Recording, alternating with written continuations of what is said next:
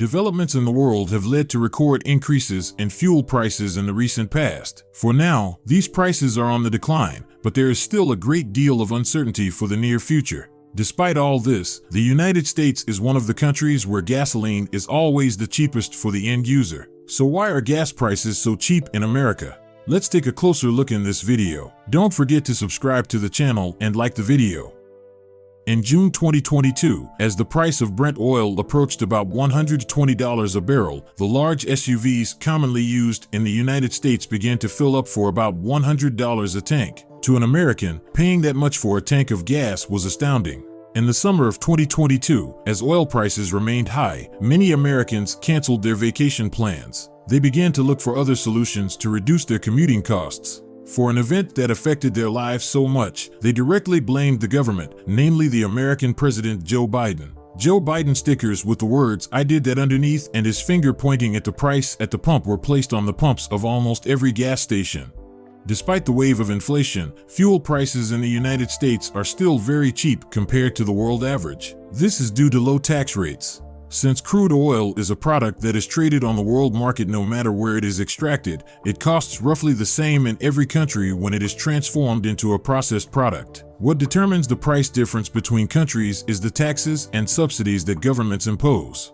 According to 2021 data from the Organization of the Petroleum Exporting Countries, known as OPEC for short, the United States levies the lowest tax on fuel products among developed countries at about 19%. Canada, for example, levies a tax of 33%, Japan 38%, France 60%, and Germany 57%. If we exclude other examples such as Saudi Arabia and Venezuela, the United States has one of the lowest fuel taxes in the world. Although countries have changed their tax rates over time, the U.S. has kept the federal fuel tax at the same rate since 1993. American governments have always fought to keep fuel prices low. It is one of the first campaign promises made by presidential candidates. So why does the United States have a lower fuel tax than most of the world? In the United States, there are 868 vehicles per 1,000 inhabitants, making it the sixth country with the highest number of vehicles per capita. If we think of large and highly populated countries, we can count the United States in first place. New Zealand, Monaco, Liechtenstein, Andorra, and San Marino are ahead of the United States. Based on the number of vehicles, the country with the most vehicles in the world is China with 307 million. It is followed by the United States of America with 290,800,000 cars. These two countries have almost the same number of vehicles, but China's population is 1,402,000,000, while America's population is 329.5 million. Those who have been to the United States advise those who are going to settle, live, or study there to buy a car right away. Public transportation is not widespread except in a few cities, partly because car and gas prices are affordable and partly because individual car use is high. For example, after rising gas prices, many Americans who wanted to use public transportation for the first time were shocked. In the United States, cities and counties other than major metropolitan areas consist of low-rise buildings and mostly single-family homes spread over large areas. Some bus stops are almost 2 to 3 kilometers from residential areas. This is true of most cities, suburban counties, and rural areas in the United States. Demand for public transit and alternative modes of transportation has always been very low because Americans were used to low car prices and cheap gas. This allowed them to live in single-family homes far from their jobs. It is also why supermarkets and shopping centers are often located on the outskirts of cities. Rents and construction costs are lower outside the city, but car ownership is high, so transportation for customers is not a problem. Some experts say that cheap car and gas prices in the United States have encouraged people to buy bigger cars and bigger houses, even if they are far from their jobs. This, they argue, is driving up housing prices. Professor Robert Lang, an urban planning expert at Virginia Tech University, also says that low gas and car prices are driven by a generations-old American love of mobility, the ability to be constantly on the move. Professor Lang says that life in the United States has become a car-dependent culture, but he adds that long before cars became popular, transportation by railroad and horse-drawn carriage was cheaper than anywhere else in the world. Without this mobility, he defended the opinion, the United States would not have been able to expand westward. As is well known, the United States was first established on the eastern seaboard of what is now the Americas as 13 colonies that gained independence from the British and expanded westward over time.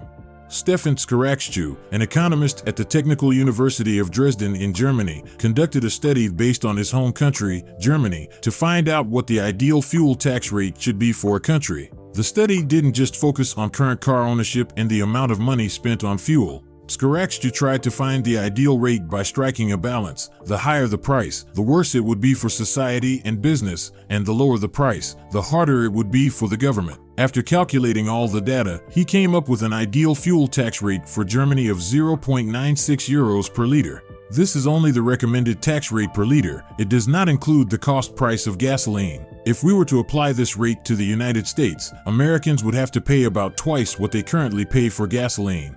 Economist Stefan Skaracstu believes that this rate should increase over time, because more fuel-efficient vehicles will make it possible to travel longer distances more cheaply, which will shake the state budget for the balance of revenues and expenditures on fuel. To compensate, the more fuel-efficient vehicles are, the more taxes will be imposed on gasoline. In countries with developed, transparent, and accountable systems of government, the taxes people pay when they buy gasoline are actually indirect payments for the services they receive from government. For example, almost all developed countries in Europe have a welfare state. People living there get cheap or free health care, they have free education, they have strong pension systems. Governments cover many of the costs in these areas through taxes on fuel. In the United States, the welfare state is very weak. On the other hand, authoritarian regimes that do not run their countries in a transparent political and economic manner finance their power largely through fuel taxes.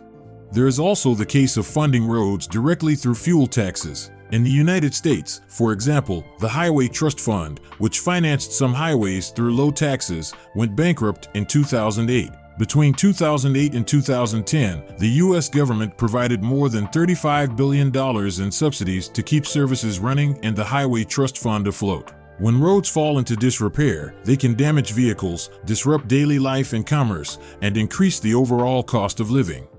Many people think that the United States currently has oil reserves and that this has an impact on low taxes. According to its own official data, America is an oil importer when we compare the proportion of oil it imports to the proportion of oil it exports. In 2020, the gap between America's oil imports and exports was at its lowest level since 1985, but has since started to widen again. One of the reasons governments impose high taxes on petroleum products is to reduce consumption of the largest import item and prevent a budget deficit. Almost all countries spend the most money on energy imports. If the US produced all of its own oil, we could cite that as one of the reasons for low tax rates, but as I said, the US is an oil importing country when we look at the bottom line.